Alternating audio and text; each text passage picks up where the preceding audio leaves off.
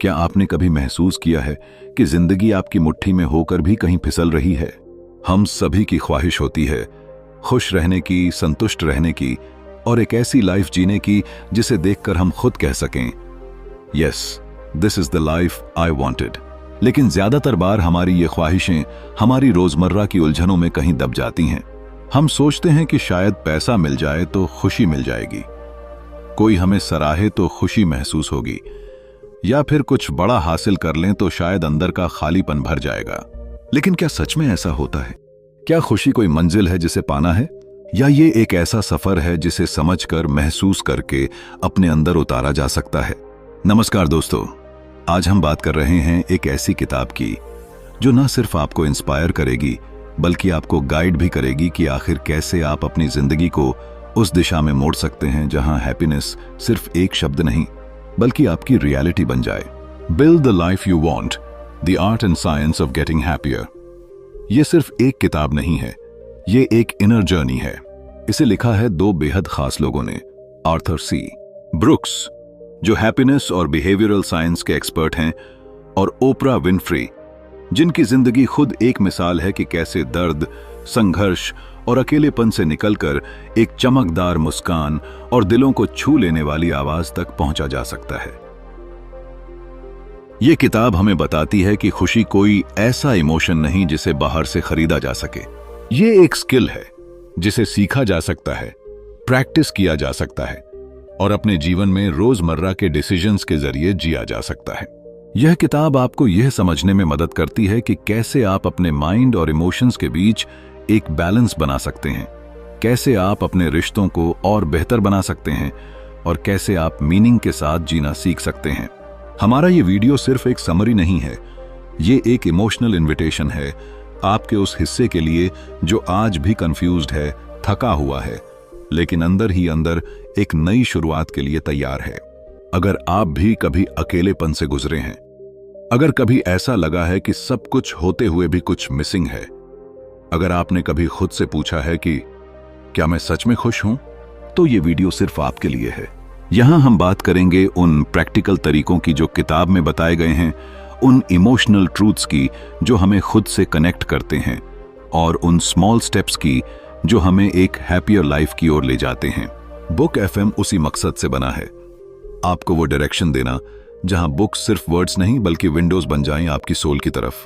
तो आइए इस सफर की शुरुआत करें जहां हम सिर्फ नॉलेज नहीं, विजडम लेंगे, जहां हम बस पढ़ेंगे नहीं बल्कि फील करेंगे, और जहां हम सीखेंगे कि खुश रहना एक ड्रीम नहीं बल्कि एक आर्ट है जिसे हर कोई सीख सकता है। वीडियो को अंत तक देखिएगा। चैप्टर 1, जवाब आपके अंदर ही हैं। जिंदगी की भीड़ भाड़ में अक्सर हम खुद को इतना उलझा लेते हैं कि अपनी सबसे जरूरी जरूरत, खुश रहने की, को ही भूल जाते हैं। हर दिन कुछ नया पाने की दौड़, दूसरों की एक्सपेक्टेशंस, सोशल मीडिया पर दिखती परफेक्ट जिंदगियां और हमारे अपने अंदर का खालीपन, ये सब मिलकर हमें उस मोड़ पर खड़ा कर देते हैं जहां हम एक ही सवाल बार बार खुद से पूछते हैं, मैं वाकई खुश हूं क्या? लेकिन उस सवाल का जवाब हम हमेशा बाहर तलाशते हैं, किसी गुरु में, किसी फ्रेंड में, किसी मोटिवेशनल वीडियो में या किसी थेरेपी सेशन में। हमें लगता है कि कोई आएगा और हमें वो फॉर्मूला देगा जो सब ठीक कर देगा, पर हकीकत यह है कि जिस जवाब की तलाश हम बाहर करते हैं वो हमारे अंदर ही छिपा होता है। किताब की शुरुआत एक बेहद सच्ची और गहरी बात से होती है, happiness is not given, it is built. यानी खुशी कोई तोहफा नहीं जो किसी और से मिल जाए, ये एक निर्माण है, एक निर्माण जो आपको खुद करना है। ओपरा और आर्थर दोनों इस बात पर जोर देते हैं कि हमारी लाइफ को बेहतर बनाने के लिए हमें पहले यह समझना होगा कि हम क्या महसूस कर रहे हैं और क्यों कर रहे हैं। सोचिए, जब कोई आपको इग्नोर करता है तो आपको दुख क्यों होता है? क्योंकि आपके अंदर यह बिलीफ बैठा है कि आपकी वैल्यू दूसरों की नजर से तय होती है। जब कोई आपकी तारीफ करता है तो आप अच्छा क्यों महसूस करते हैं? क्योंकि आप वैलिडेशन के भूखे हैं। अब जरा सोचिए, क्या यह खुशी पक्की है? क्या यह इमोशन स्थायी है? नहीं, क्योंकि ये रिएक्शंस हैं जिन्हें आपने सीखा है, एक्सेप्ट किया है। लेकिन अब वक्त है इन्हें बदलने का। यह अध्याय हमें जेंटली याद दिलाता है कि हमारी सोच, हमारी आदतें और हमारी इमोशनल रिस्पॉन्सेज, ये सब बदले जा सकते हैं। और बदलाव की शुरुआत वहीं से होती है जहां हम खुद से एक सच्चा और ईमानदार संवाद शुरू करते हैं। कोई फसाद नहीं, कोई दिखावा नहीं, बस एक साफ साफ सवाल, मैं कौन हूं और मुझे क्या चाहिए। ओपरा अपने जीवन के पर्सनल अनुभवों को शेयर करती हैं, कैसे उन्होंने एक साधारण और संघर्ष से भरी जिंदगी से उठकर ग्लोबल इंस्पिरेशन बनने तक का सफर तय किया। लेकिन उन्होंने हमेशा अपने अंदर झांका, खुद से जुड़े रहकर अपनी सच्चाइयों को स्वीकार करके आगे बढ़ना सीखा। आर्थर सी ब्रुक्स हैप्पीनेस को साइंस की नजर से देखते हैं। वो कहते हैं कि हमारा मस्तिष्क नेगेटिविटी बायस से भरा हुआ है। हम नेचुरली नेगेटिव चीजों की तरफ ज्यादा ध्यान देते हैं। इसका मतलब ये नहीं कि हम दुखी ही रहेंगे, बल्कि इसका मतलब है कि हमें खुद कॉन्शियसली चूज करना होगा। क्या हम उस दुख में रहना चाहते हैं या उससे ऊपर उठकर अपनी खुशी खुद बनाना चाहते हैं। यह अध्याय हमें सिखाता है कि रियल हैप्पीनेस कोई प्रोडक्ट नहीं, ये एक प्रोसेस है, एक जर्नी है जो अंदर से शुरू होती है।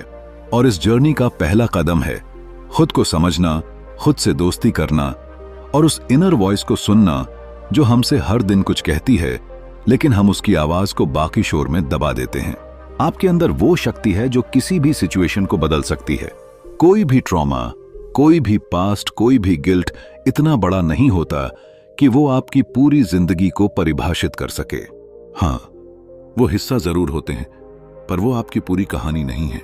जैसे एक पुराने पेड़ से भी नए पत्ते निकल आते हैं, वैसे ही आप भी अपने अंदर एक नई शुरुआत कर सकते हैं।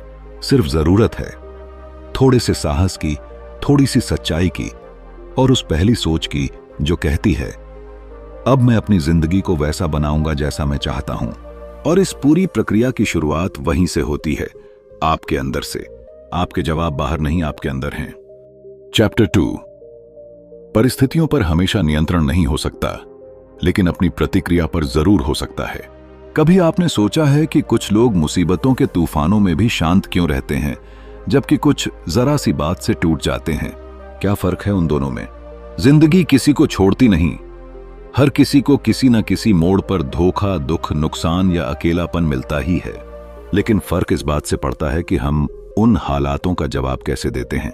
जिंदगी की सबसे गहरी सच्चाई यही है कि हम कई बार अपनी परिस्थितियों पर कंट्रोल नहीं रख सकते, लेकिन हम हमेशा अपनी प्रतिक्रिया पर कंट्रोल कर सकते हैं।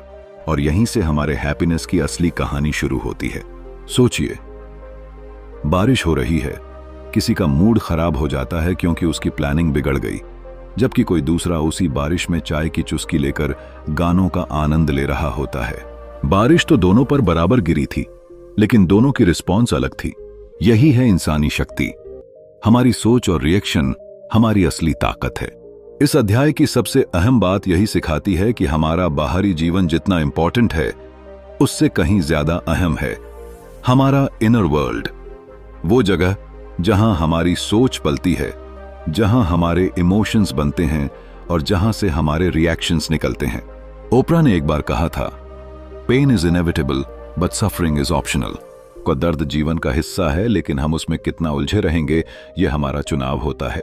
जब हम अपने विचारों पर ध्यान देना शुरू करते हैं, तब हमें समझ आता है कि असली आजादी बाहरी परिस्थितियां बदलने में नहीं, अपने दृष्टिकोण को बदलने में छुपी होती है।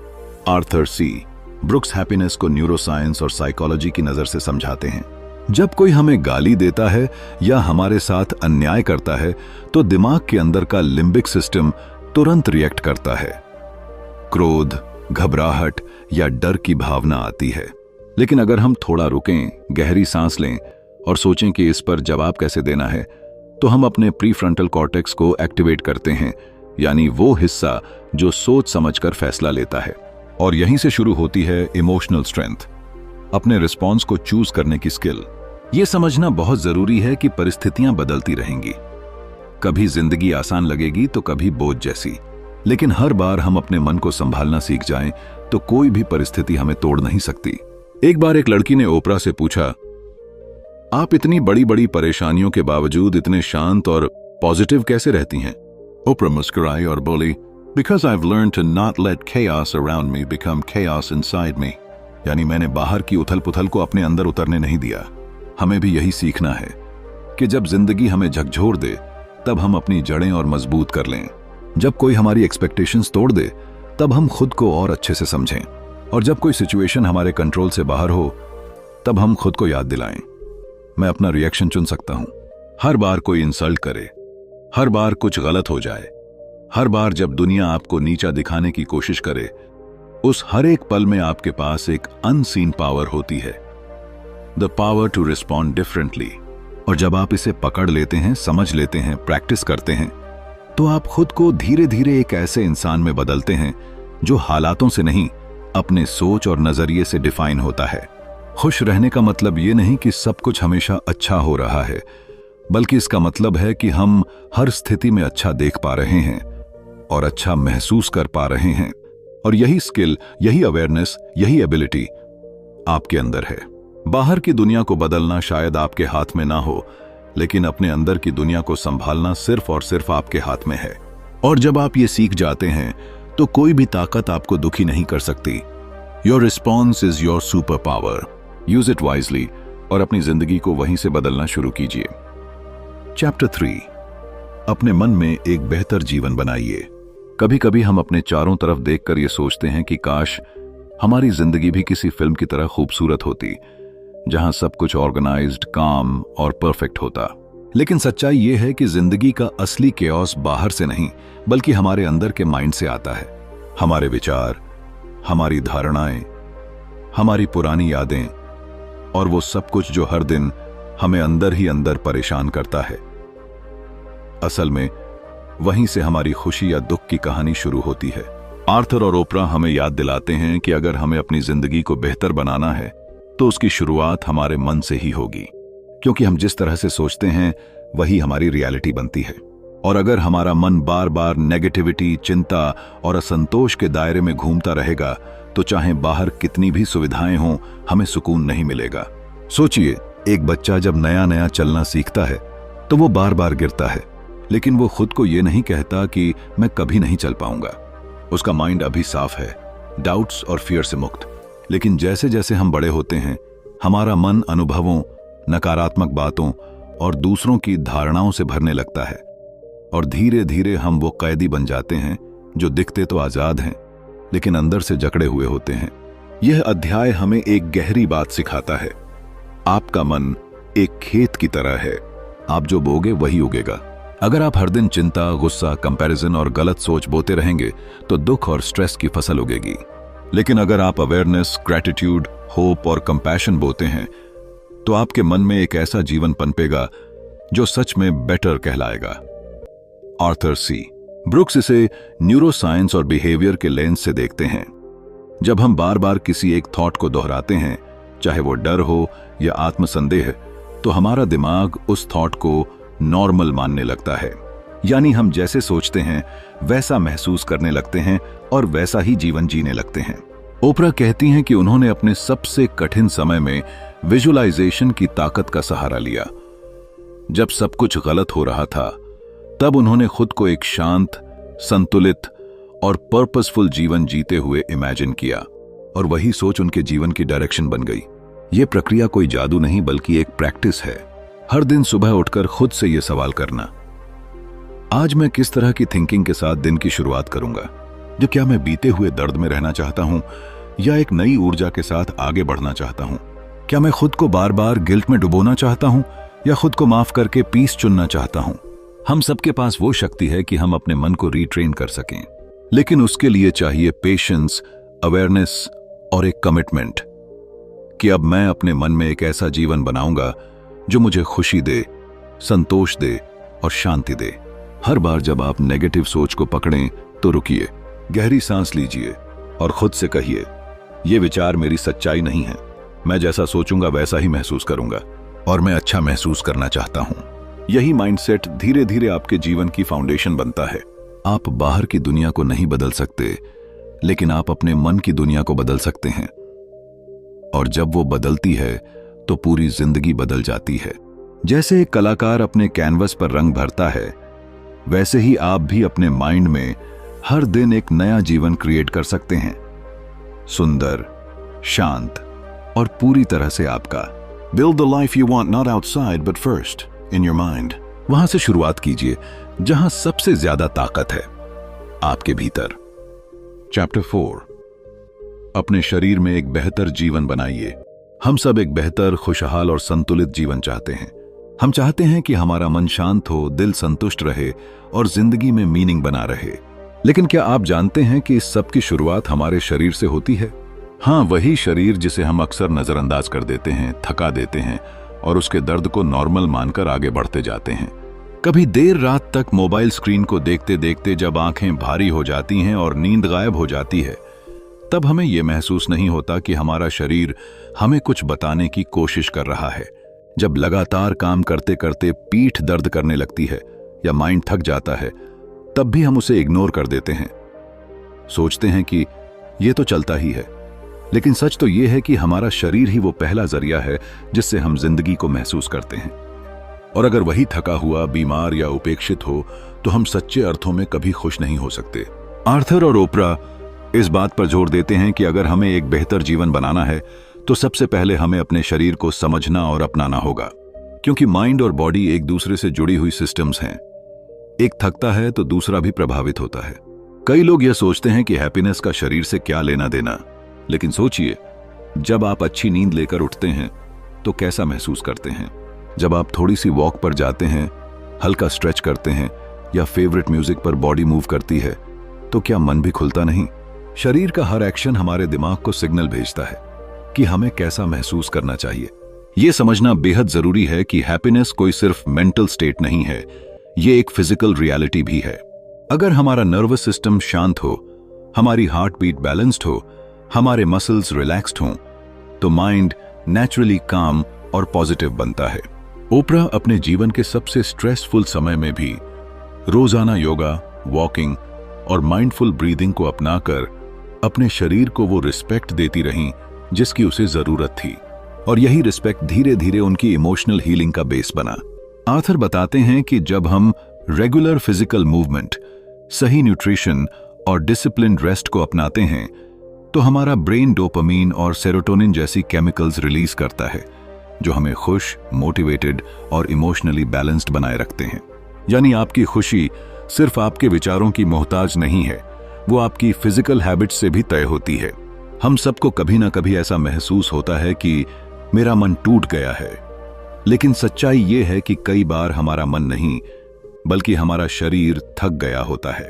उसे बस थोड़ा सा प्यार, थोड़ा सा ध्यान और थोड़ी सी ऊर्जा चाहिए होती है ताकि वो फिर से हमारे साथ चल सके एक बेटर लाइफ की ओर। इस अध्याय की गहराई यही है कि ये हमें हमारे ही शरीर से फिर से जोड़ता है, उसे दोबारा समझने, महसूस करने और उसकी सुनने की कला सिखाता है। जब हम अपने शरीर को एक मशीन नहीं बल्कि एक साथी की तरह ट्रीट करते हैं, तब हमारा रिश्ता खुद से बदलने लगता है। कभी कभी हैप्पीनेस सिर्फ एक गहरी नींद, एक ठंडी सांस या एक अच्छी वॉक में छुपी होती है, लेकिन हम उसे बड़ी चीजों में ढूंढते हैं, जबकि वो तो यहीं हमारे ही शरीर में मौजूद होती है। इसलिए अगर आप सच में एक बेहतर जीवन बनाना चाहते हैं तो आज से अपने शरीर को वो सम्मान दीजिए जो वो डिजर्व करता है। उसे सजा मत दीजिए, उसे समझिए, उसे नजरअंदाज मत कीजिए, उसकी सुनिए, क्योंकि यही शरीर आपका सबसे सच्चा साथी है और एक खुशहाल जिंदगी की सबसे मजबूत नींव भी। चैप्टर 5, अपने रिश्तों में एक बेहतर जीवन बनाइए। हम इंसान चाहे जितने भी मजबूत, सक्षम या समझदार क्यों न बन जाएं, एक सच हमेशा हमारे साथ रहता है, हम अकेले जीने के लिए नहीं बने हैं। हमारी जिंदगी की सबसे गहरी खुशियां, सबसे सच्चे आंसू और सबसे यादगार पल सब किसी न किसी रिश्ते से जुड़े होते हैं। मां की ममता, दोस्त की हंसी, किसी अपने की झप्पी या फिर वो खामोश साथ जब शब्दों की जरूरत ही नहीं होती। यही तो वो कड़ियां हैं जो हमारी जिंदगी को मीनिंगफुल बनाती हैं। लेकिन कभी कभी हम इतने उलझ जाते हैं काम में, एम्बिशन में, ईगो में, कि वो रिश्ते जो हमारी रूह की जरूरत थे धीरे धीरे फिसलने लगते हैं। कोई नाराज हो जाता है, कोई दूर हो जाता है और कोई हमारे आसपास होकर भी अजनबी बन जाता है। तब हम खुद से पूछते हैं, क्या सच में ये वही जिंदगी है जो मैं चाहता था? आर्थर और ओपरा यही दिखाते हैं कि एक बेहतर जिंदगी बनाने की शुरुआत रिश्तों से भी होती है, क्योंकि जब दिल जुड़ा होता है तब जीवन में एक गहराई होती है, एक ऐसा कनेक्शन जो किसी सक्सेस या लग्जरी से नहीं मिल सकता। ओपरा ने अपने जीवन में बेहद पर्सनल तरीके से इस सच्चाई को जिया है। उन्होंने जितना प्यार और कनेक्शन अपने दोस्तों, मेंटर्स और दर्शकों के साथ बनाया, वही उनका सबसे बड़ा इमोशनल वेल्थ बन गया। क्योंकि सच्चे रिश्ते केवल समय नहीं मांगते, वे ईमानदारी, समझदारी और वल्नरेबिलिटी मांगते हैं। रिश्ते कभी परफेक्ट नहीं होते, लेकिन उन्हें जिंदा रखने के लिए हमें परफेक्ट होना भी नहीं पड़ता। बस इतना जरूरी है कि हम सुनें, समझें और सामने वाले की इमोशनल रियलिटी को स्वीकार करें। कई बार कोई हमसे दूर नहीं होता क्योंकि उसने हमें नजरअंदाज किया, बल्कि इसलिए कि हम उसकी चुप्पियों को सुन नहीं पाए। आर्थर बताते हैं कि जब हम दूसरों के साथ अपने इमोशनल बॉन्ड्स को मजबूत करते हैं तो हमारा दिमाग ऑक्सीटोसिन और डोपामीन जैसे न्यूरोकेमिकल्स रिलीज करता है, जो न सिर्फ हमें खुशी देते हैं बल्कि एंजाइटी और लोनलीनेस से भी लड़ने में मदद करते हैं। यानी आपके अच्छे रिश्ते सिर्फ दिल को नहीं, दिमाग को भी हील करते हैं। लेकिन क्या सिर्फ दूसरों को बदलना काफी है? नहीं, सबसे पहले जरूरी है अपने भीतर झांकना।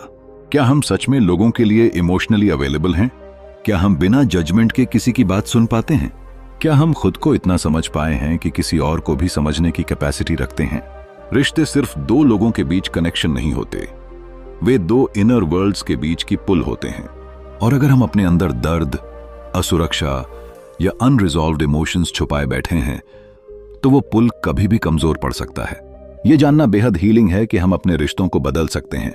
किसी से माफी मांगना कमजोरी नहीं होती, किसी की फीलिंग्स को वैलिडेट करना आपकी ताकत होती है।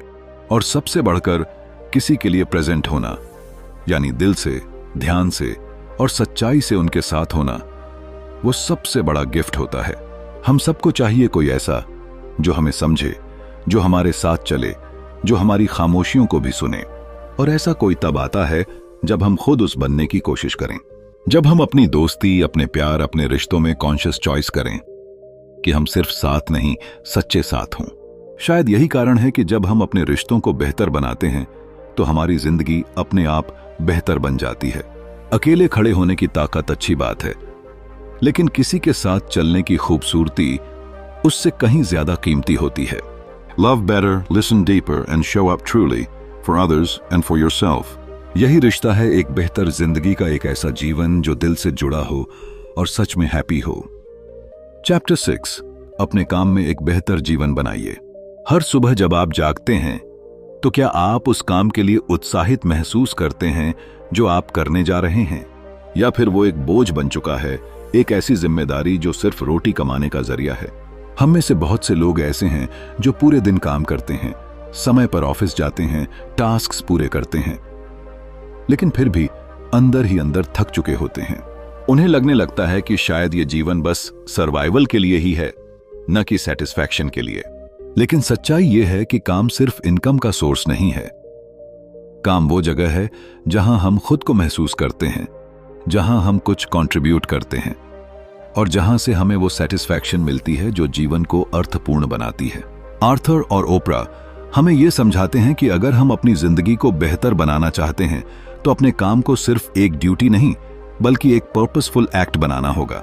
सोचिए, एक साधारण सी चाय बनाने वाली महिला जो दिन भर सैकड़ों कप चाय बनाती है, अगर वो हर कप को इस भाव से बनाए कि मैं किसी की थकान उतारने जा रही हूं, तो क्या उसका काम सिर्फ मेहनत रहेगा या एक मीनिंगफुल एक्सपीरियंस बन जाएगा? फर्क काम में नहीं, हमारी सोच में होता है। The meaning we give to our work becomes the meaning we give to our life. बहुत से लोग अपनी नौकरी से दुखी हैं क्योंकि उन्हें लगता है कि उनका काम छोटा है या बेकार है। लेकिन कोई भी काम छोटा नहीं होता अगर उसमें दिल लगा हो। जब हम अपने काम को सिर्फ किया जाने वाला काम नहीं बल्कि देने वाला योगदान मान लेते हैं तो वही रूटीन भी पर्पस में बदल जाता है।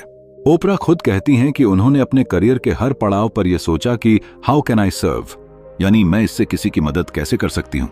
यही सोच उनके काम को एक मिशन में बदल देती है और वही मिशन उनके जीवन की खुशी बनता है। आर्थर सी ब्रूक्स बताते हैं कि जब हम अपने काम में ऑटोनॉमी, स्वतंत्रता, मास्टरी, निपुणता और पर्पस, उद्देश्य खोज लेते हैं तो वही काम हमारी खुशी का बड़ा स्रोत बन जाता है।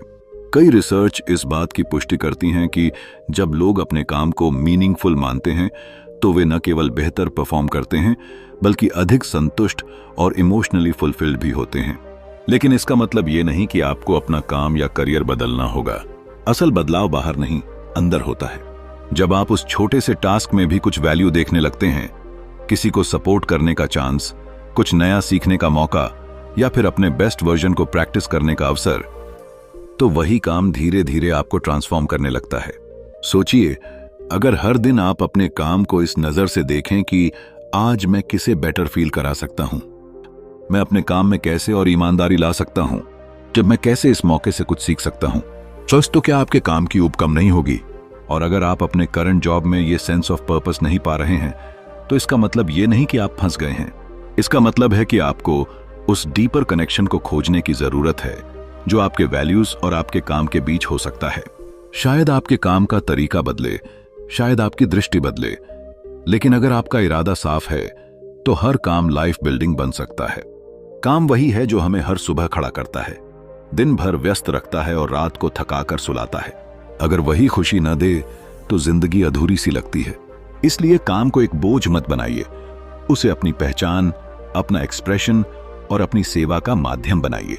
क्योंकि जब आप अपने काम को जीने लगते हैं, सिर्फ करने नहीं बल्कि फील करने लगते हैं, तब आप सिर्फ सफल नहीं बल्कि संतुष्ट होने लगते हैं। Turn your work into your purpose and your job into your joy।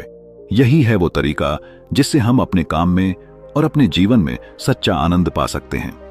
Chapter 7, नकारात्मकता के चक्र को रोकिए। कभी कभी जिंदगी में ऐसे मोड़ आते हैं जब लगता है कि हर तरफ बस अंधेरा ही अंधेरा है। एक छोटी सी बात से शुरू होती है, किसी की नाराजगी, एक पुरानी याद, एक अधूरी उम्मीद, और फिर धीरे धीरे हम एक ऐसे मानसिक चक्र में फंस जाते हैं जहां से निकल पाना नामुमकिन सा लगता है। ये चक्र है नकारात्मकता का, जो हमारे विचारों को, हमारे रिश्तों को और हमारी पूरी सोच को एक धीमे जहर की तरह धीरे धीरे जकड़ लेता है। कभी गौर किया है, एक दिन अगर कुछ बुरा हो जाए तो कैसे पूरा दिन बिगड़ जाता है। सुबह सुबह कोई ट्रैफिक जैम में फंस गया, ऑफिस देर से पहुंचा, बॉस ने डांट दिया और फिर पूरा दिन खराब महसूस हुआ। एक छोटा सा ट्रिगर हमें उस स्पाइरल में धकेल देता है जहां हर चीज बुरी लगने लगती है। और अगर ऐसे कई दिन लगातार हो जाएं, तो हम सोचने लगते हैं कि शायद हमारी जिंदगी ही ठीक नहीं है। यही स्पाइरल है, द नेगेटिविटी स्पाइरल। और अगर इसे समय रहते रोका न जाए तो यह हमारे मेंटल हेल्थ, सेल्फ वर्थ और इनर पीस को पूरी तरह खा सकता है। आर्थर और ओपरा यही समझाते हैं कि हम सभी के जीवन में नकारात्मक विचार आते हैं, लेकिन फर्क इस बात से पड़ता है कि हम उन्हें कैसे हैंडल करते हैं। हम उन्हें बढ़ावा देते हैं या रोकने की कोशिश करते हैं, और ये प्रयास ही हमारी खुशी और दुख के बीच की दूरी तय करता है। कई बार हमारे मन में ऐसा लगता है, मैं किसी के लायक नहीं हूं, मेरे साथ हमेशा बुरा ही होता है, किसी को मेरी परवाह नहीं है। ये विचार अंदर से उठते हैं, लेकिन धीरे धीरे हमारी सच्चाई बन जाते हैं। और जब हम बार बार इन्हें सोचते हैं तो दिमाग इन्हें सही मानने लगता है।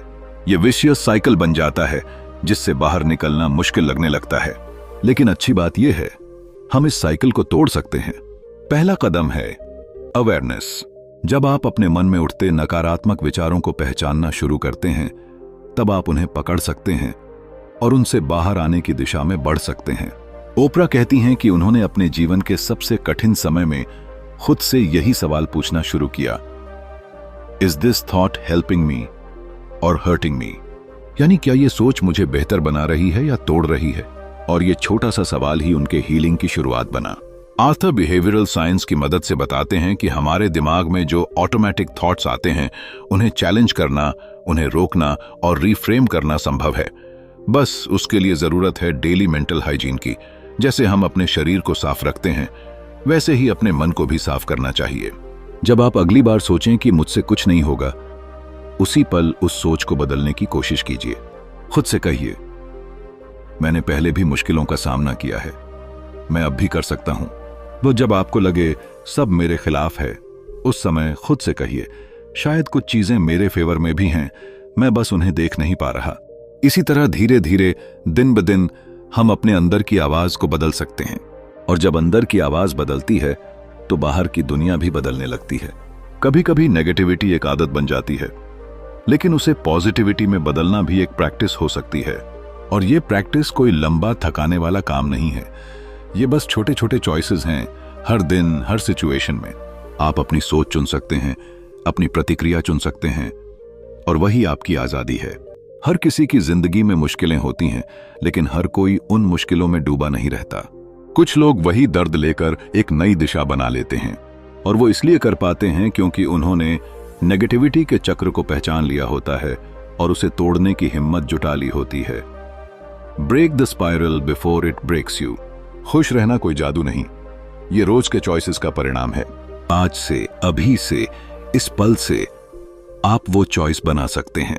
आपका मन आपकी शक्ति है, उसे नकारात्मकता की गिरफ्त से मुक्त कीजिए और फिर देखिए जिंदगी कितनी रंगीन, कितनी गहरी और कितनी खूबसूरत लगने लगती है। चैप्टर 8, अपनी जिंदगी को एक कला की तरह रचिए।